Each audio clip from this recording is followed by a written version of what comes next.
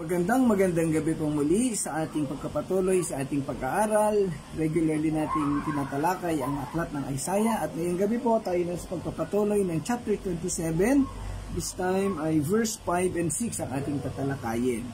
So, salamat sa lahat ng ating kasama sa pagtalakay na ito at nawa ang gabing ito ay maging kapaki-pakinabang at tayong lahat ay matuto sa mga salita ng Panginoon. Bago tayo tuluyang tumalakay, samahan po ninyo ako sa ating panalangin. Ama naming Diyos na dakila sa lahat, muli po kaming nagpupuri, nagpapasalamat sa iyo sa napakagandang gabi na ito, Ama, na ibinigay mo sa amin. Upang patuloy kaming makapag-aral ng iyong salita. Muli mo kaming samahan at gabayan at ikaw ay maging sentro ng aming pag-aaral. Maging kalugod-lugod sa iyo ang mga aralin na aming tatalakayin.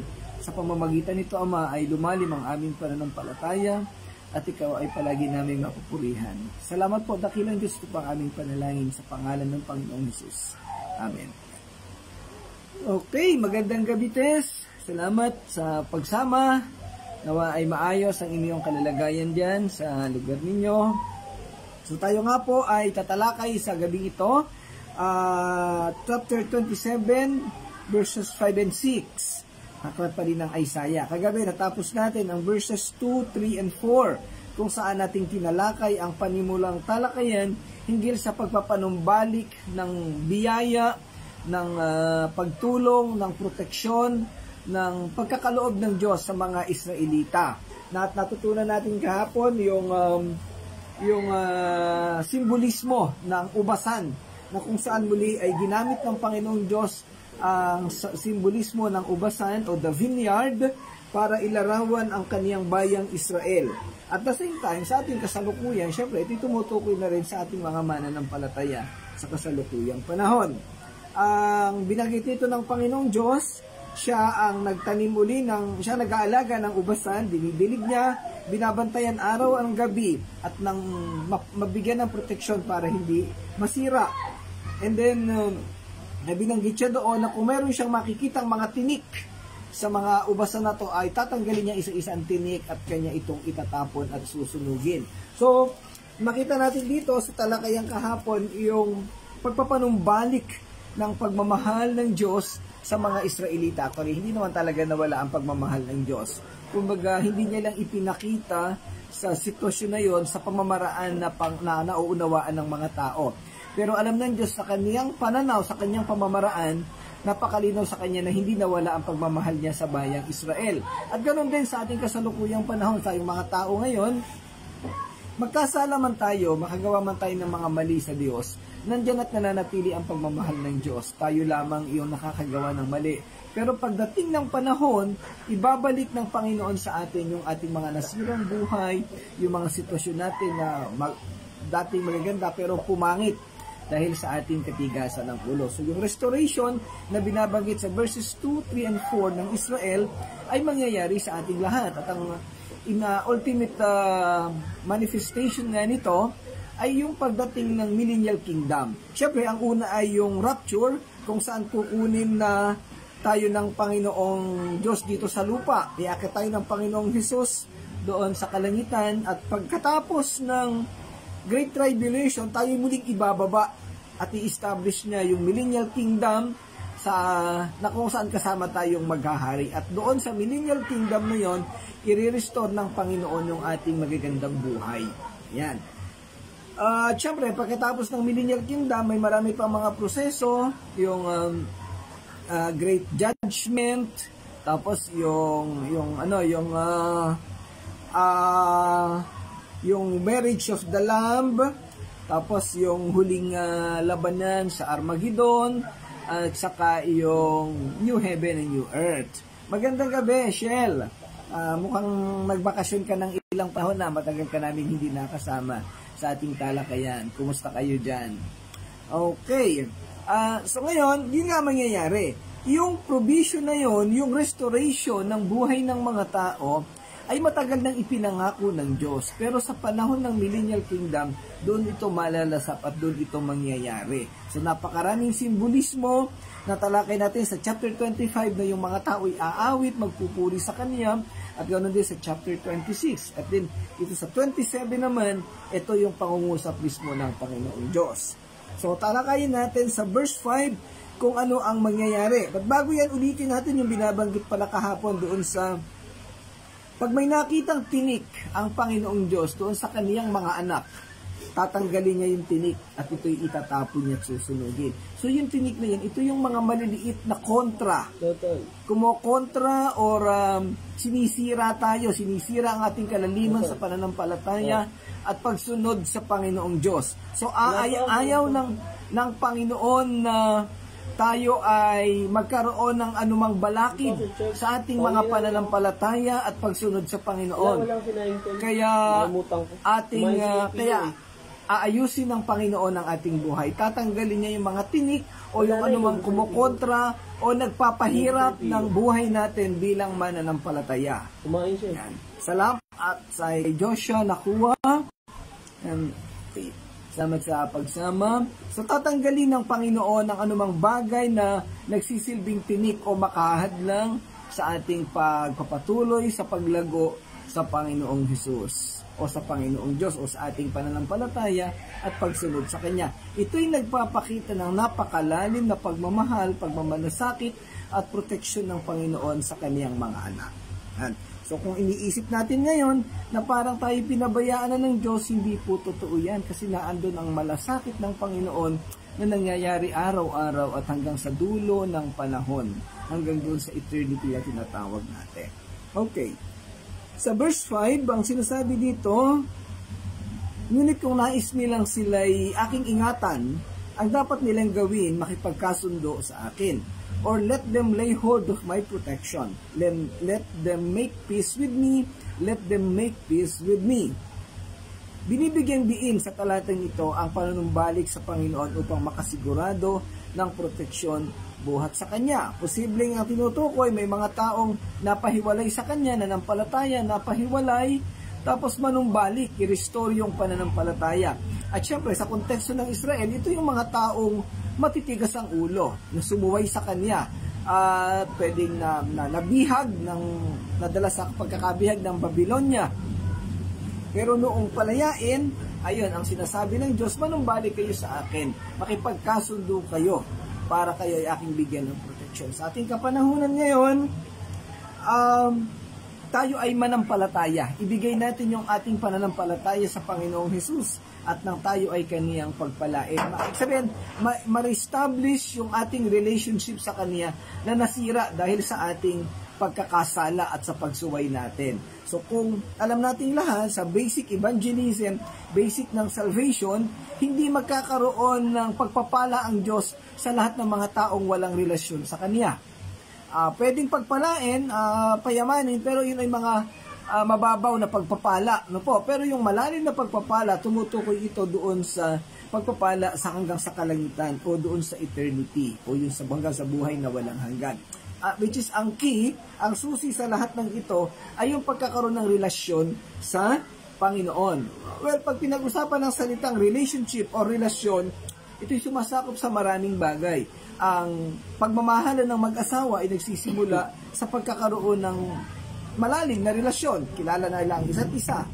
Ang relasyon ng mag-ama, relasyon ng magkaibigan, relasyon ng mga tao sa church. Kung magkakakilala at magkakaunawaan ng bawat isa, ay mai-establish ang malalim na samahan at relasyon. At ganun din, between God and His people, kailangan ma-establish ang relasyon para hindi magkaroon ng problema at talagang ma-enjoy ng mga tao ang mga provisions, ang mga pagpapala ng Diyos, both materially and spiritually. Yan.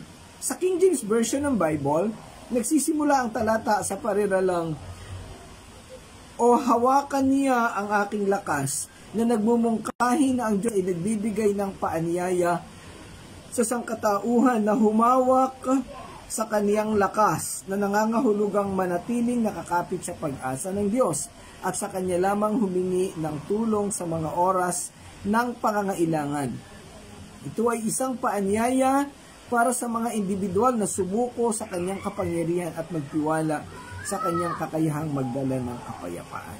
So yung tinatawag natin kaninang pag-establish ng relationship, ang unang mangyayari dito is obedience. Susunod tayo sa Panginoong Diyos, sa kaniyang gabay, and then yung pagsuko, we will submit to His will, to His methodologies, to His system. Yan. So, mauunawaan natin na ito ang isa sa requirements, basic requirements, para tayo ay magkaroon ng maayos na relasyon, isuko natin ang buhay natin sa Panginoon. Magandang gabi ulit, Ate Josie, buhat sa Yasim. Kung ating maalala, dali natin uli doon sa relationship ng mag-asawa. So parang yung sa Ephesians chapter 2, pinagkumpara doon ni Apostol Pablo, yung relasyon ng mag-asawa, relasyon ng Panginoon sa iglesia.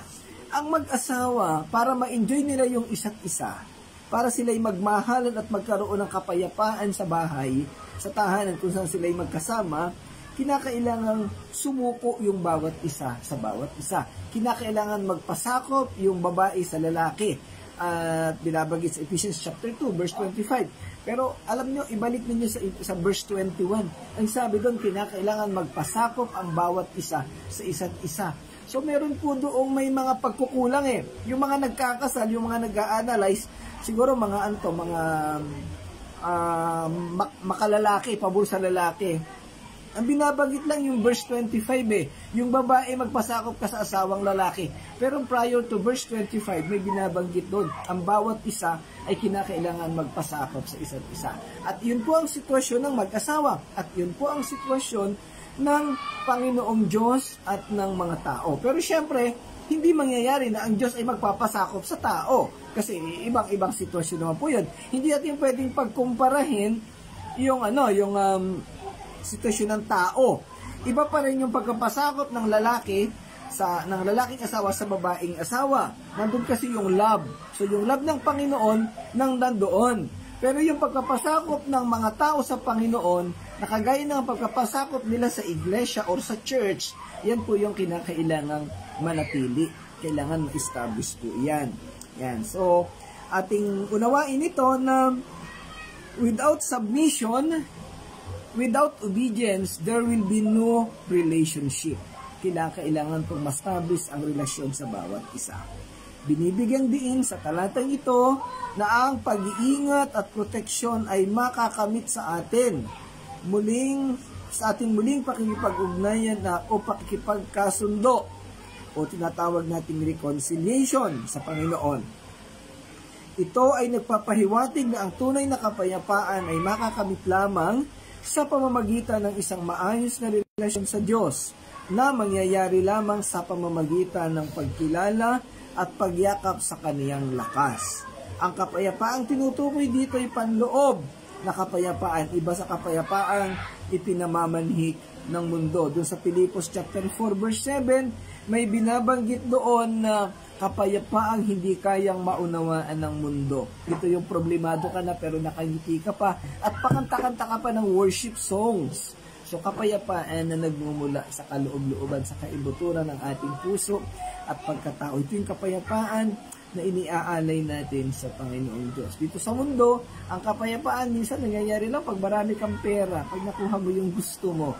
Pero itong kapayapaan na sinasabi dito sa Philippians 4:7 at kapayapaan nangyayari sa isang tunay na mananampalataya, kahit wala ka ng makain, kahit wala ka ng kapera-pera, kahit may utang ka na hindi mo nababayaran, kapayapaan pa rin, payapa pa rin.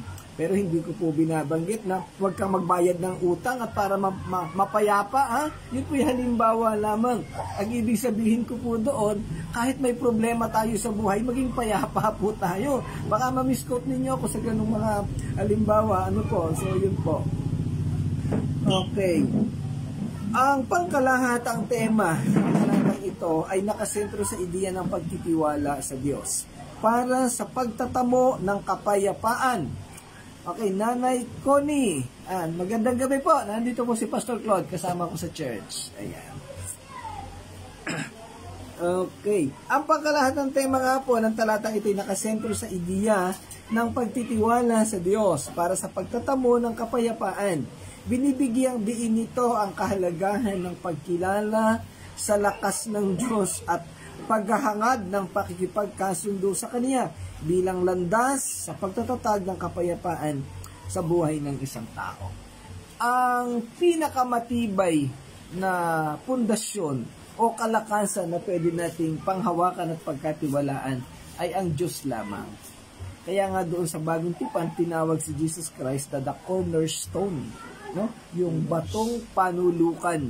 Yan. Wala si Pastor Eman wala yung cornerstone na community church. Yan po ang pangalan ng church ni Pastor Eman. Ang Panginoong Diyos lamang ang pwede nating maasahan. Siya ang pinakamatibay na sandigan, yung ating refuge, yung ating banner, yung fortress natin. At pag sa Kanya tayo kumuha ng pag-asa, hindi tayo mabibigo. At yan po ang isang itinuturo dito na i-restore ng Panginoong Diyos na Kanyang bayang Israel. Muli ang talatang ito makikita bilang bahagi ng mensahe ng pag-asa. Naglalahad ito ng pagkakataon para sa pakikipagkasundo at kapayapaan sa pamamagitan ng pagkakaroon ng malalim na ugnayan sa Diyos. Ito ay nagsisilbing paalala na gaano man kahirap ang mga pangyayari, palaging may daan patungo sa kapayapaan sa pamamagitan ng pagyakap sa lakas ng Diyos at pakikipagkasundo sa Kanya. Pag na-establish ang relationship sa Panginoong Diyos through our faith, tayo makakaasa sa Kanya na hindi niya tayo pababayaan at mararanasan natin ang mga bagay na hindi natin kayang ipaliwanag o hindi pwedeng maunawaan ng mundo. Okay, higit pa rito, ang konsepto ng pakikipagpayapaan sa Diyos ay malalim na espiritual na implikasyon. Ito ay nagsasangkot ng pagtatapat ng mga kasalanan, paghingi ng kapatawaran at pagsusumikap para sa isang mas malalim na kaugnayan sa banal na presensya niya sa ating pagkatao. Well, ito po ay basic logic. Kung meron kang maayos na relasyon sa isang tao o siyempre sa Diyos, ipapahayag mo sa Kanya ang pagkakasala. Well, normal lang na minsan nagkakasala tayo, pero ipapahayag natin sa Kanya. Magandang gabi, Sister Jane. Hindi natin itatago ang ating kasalanan sa Diyos. Dahil pag itinago mo yung kasalanan, parang tinatraidor mo na siya o hindi ka nagiging tapat sa Kanya, hindi ka nagtitiwala na pwede Kanyang tulungan. At again, ganun din po sa relasyon ng mag-asawa. Pwedeng magkasala ang babae, ang lalaki o ang mga anak, pero wag na wag nating itatago sa ating asawa. Napakaganda ng tunay na pagsasama na may wagas na pagmamahalan at pagiging matapat. Ang pagsasama ng tapat ay pagsasama ng maluwat. Tama ba yan? O medyo may kulang ata akong word doon. So, importante po yung katapatan sa isa't isa. At yan po ay pundasyon na binigay ng Diyos at ipinagagawa niya sa lahat ng mag-asawa. Yung mga may asawa na nandito kasama natin, ay importante po ang pagtatapat. If I could share my testimony, I've been together with my wife for 30 years. 5 years kaming magkatipan, at then 25 years kaming mag-asawa. Wala po akong matandaan na sitwasyon na hindi kami naging tapat sa isa't isa. Hindi po uso sa amin yung may password ka sa cellphone, may password sa Messenger, at sa Facebook o sa anumang social media. Alam po namin lahat. Kahit nasaan ako, na-access ko yung kanyang social media. At wala po kaming pinag-awayan o pinag-usapan tungkol sa issue ng katapatan. Hindi po kami immune sa mga tukso at sa mga panlilinlang ng mundo. Pero yun nga po ang maganda. Sa loob ng 25 taon na naging mag-asawa kami bago siya kinuha ng Panginoon, ay naging tapat kami sa isa't isa. Hindi ko po alam kung may maaalala Sister Jane, ninang niya rin yung si Mrs. At siyempre si Ate Josie, naging magkakasama dyan sa Antipolo nung time na kami ay naglilingkod dyan. So yun po, pwedeng-pwede kong ipaunawa sa lahat, ikwento ang isang resulta na maganda ng pagiging tapat sa asawa o doon sa relasyon na mayroon ka. And then dadalhin natin ito sa sitwasyon ng pagiging tapat sa Diyos. Hindi naman natin maitatago sa Diyos ang ating kasalanan, di ipahayag natin at ihingi ng kapatawaran. Ayan po, napaka-importante po. The virtue of honesty. Yan, sabi nila, Teacher si Sister Jane, meron nakalagay normally sa mga room, no? Honesty is the best policy. Pinalitan ko po yan dito sa church. Honesty is the only policy. Hindi po the best. Kasi pag the best, merong kasunod. Pero ako pa naniniwala that honesty is the only policy. Kasi pagkatapat ka, lahat susunod yan. That is the only policy. Okay, punta tayo sa verse 6. Darating ang araw na mag-uugat ang lahi ni Jacob. Mamumulaklak ang Israel. Magbubunga ng marami at mapupuno ang buong daigdig. Sa King James, in the days to come, Jacob shall take root. Israel shall blossom and put forth shoots and fill the whole world with fruit. Pakaganda nito. Tumutukoy sa pag-unlad, pagpapanumbalik ng bayan ng Israel at pagdami ng kanilang lahi at pagkakaroon ng masaganang pamumuhay sa buong mundo. Ayan. Ang talatang ito'y bahagi ng isang sipi na naglalarawan sa hinaharap na pagpapala sa bayan ng Israel. Ang imahe ng pagtatanim at paglago ng malalim na lim ay sinasagisag at kumakatawan sa pangako ng espiritual at pisikal na pagpapanumbalik para sa mga tao ng Diyos. Alam natin ang mga nangyari, nagkagulo-gulo ang Israel, napakahabang panahon at proseso na sila ay nasira. Pero hanggang ngayon, matagumpay ang mga Hudyo, ang mga Israel. Nagsimula sa panahon ng Lumang Tipan, sila ay binihag ng Assyria, ng Babylonia, tapos sila ay kinubkob ng mga Ehipto, ng Griego, ng Roma, ng Romano, tapos yung mga German, si Hitler. So napakaraming nangyari at sila ay kumalat sa iba't ibang lugar sa mundo. Pero sa kasalukuyang panahon, pagka pumunta ka sa isang bansa at nalaman mo yung sitwasyon ng mga Hudyo, magugulat ka, isa sila sa pinakamayayamang tao sa iba't ibang bansa. Particularly sa United States, sa US. Alam niyo po, ang mga Hudyo dyan, sila yung mga primary stockholder ng malalaking korporasyon. At sila ang nagpapayaman sa United States. Ayan. Ayan. Ang sentro ng talatang ito nagsasalita sa ideya ng pagpapanibago at paglago. Restoration and growth. Ang imahe ng nag-uugat, namumulaklak at nagbubunga ng marami at mapupuno ang buong daigdig ay nagpapakita ng larawan ng kasaganaan ng Israel na maibalik at patuloy na yumayabong, umuunlad. Mapapansin natin dito, ginamit yung salitang Jacob or Jacob, tapos ginamit pa yung salitang Israel. Iisang tao naman po at iisang lahi ang pinapatutuyan. Pero anong ibig sabihin po nito? Tumutukoy ito na dadami at kakalat sa buong mundo ang kanilang lahi. Sa kasalukuyang panahon, kalat nga ang mga Hudyo sa buong mundo at karamihan sa kanila ay may mauunlad na pamumuhay sa aspetong material. Ang nilalaman ng pagpapanibagong binabanggit sa talatang ito ay sumasakop sa parehong espiritual na pagpapanibago ng bansa at literal o material na kasaganaan o kaunlaran ng agrikultura. So yung ubas, no? Yan. Ang tema ng pagpapanumbalik ay paulit-ulit sa tema ng buong aklat ng Isaias. Ang propeta ay madalas na nagsasalita tungkol sa katapatang ng Diyos sa kaniyang mga tao at sa kaniyang pangako na ibabalik sila mula sa pagkatapon at ibabalik sa kanilang lupain.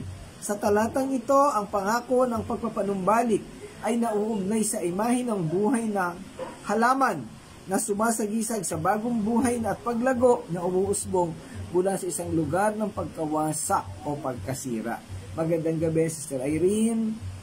Ayan, so yung sinasabi doon na uusbong, tutubo, muling mamumunga, ibig sabihin ay magkakaroon ng mga panibagong sanga at mamumunga itong kaniyang halaman, yung ubas. Pero syempre, alam natin na ang simbolismo nito, yung pagkakaroon ng bagong lahi ng Israel sa isang lugar. At ito'y kakalat, ito'y dadami, at ito'y patuloy na lalago.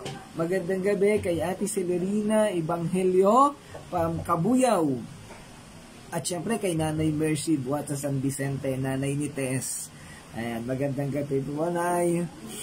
Ang pagbanggit kay Jacob at Israel sa talatang ito ay makabuluhan dahil ito'y nagbabalik sa tipan ng Diyos sa mga patriarka at sa kaniyang piniling mga tao.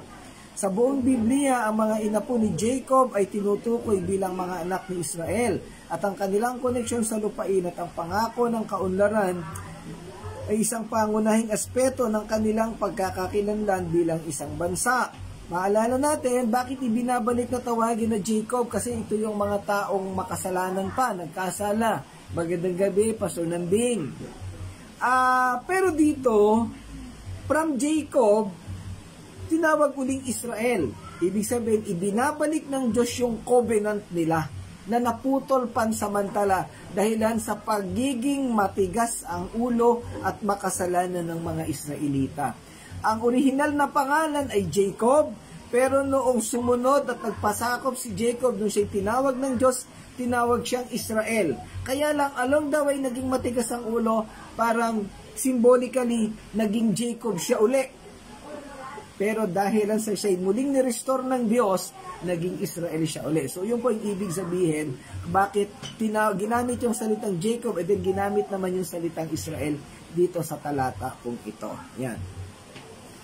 Makikita natin dito yung masistema, maprosesong pagkilos ng Diyos sa pagpapanumbalik sa kaniyang mga piniling mga anak o mga tao. Muli sa simbolikong paraan ng imahe ng pagtatanim at paglaki ay makikita rin bilang isang pagtutulad or metaphor para sa espiritual na pagpapanibago at paglago ng individual na mananampalataya. Ang wika ng pag-ugat, pamumulaklak at pamumunga ay maaaring ilapat sa proseso ng espiritual na pagbuo at kapanahunan sa buhay ng mga mananampalataya. Ito'y nagsasalita sa ideya ng pagkakaroon ng malalim na ugat ng pananampalataya. Yumayabong sa pag-ibig ng Diyos at nagbubunga ng mga bunga ng katuwiran at mabubuting gawa. Kapatid, gaano kalalim ang ugat ng iyong pananampalataya sa Panginoong Hesus? Ito ba ay nakatanim sa ibabaw o nakatayo sa ibabaw ng bato o doon sa buhangin? Sa Matthew 7, na pag bumuhos ang ulan ay pwede kang madala. Ang pananampalataya mo ba'y pwedeng madala ng hangin, ng bagyo o ng unos sa buhay?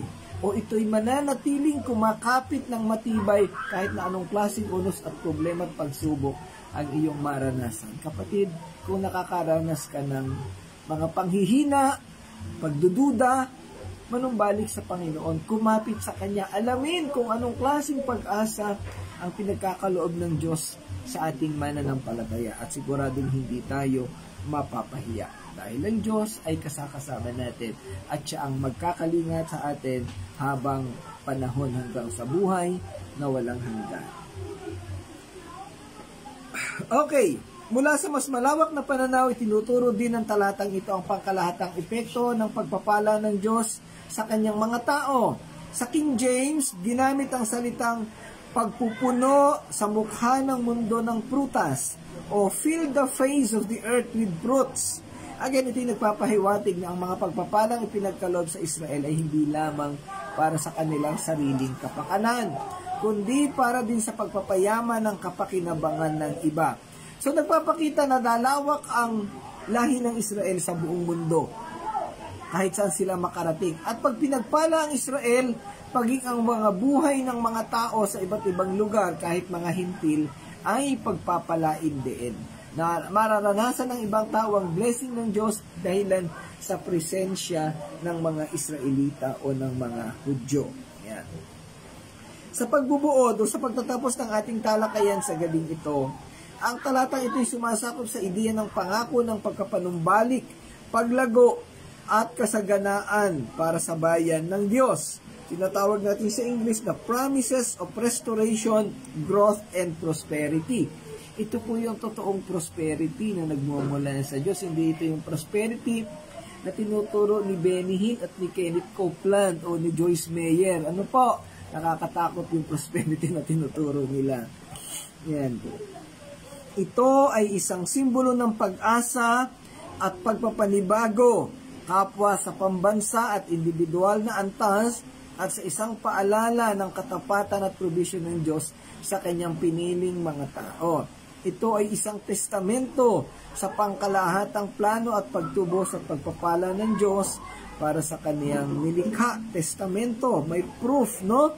Ito ay isang layunin ng talatang ito ay hikayatin ang mga mananampalataya na manatiling matatag at nakaugat sa kanilang pananampalataya at patuloy na magbunga ng mga bunga ng katwiran.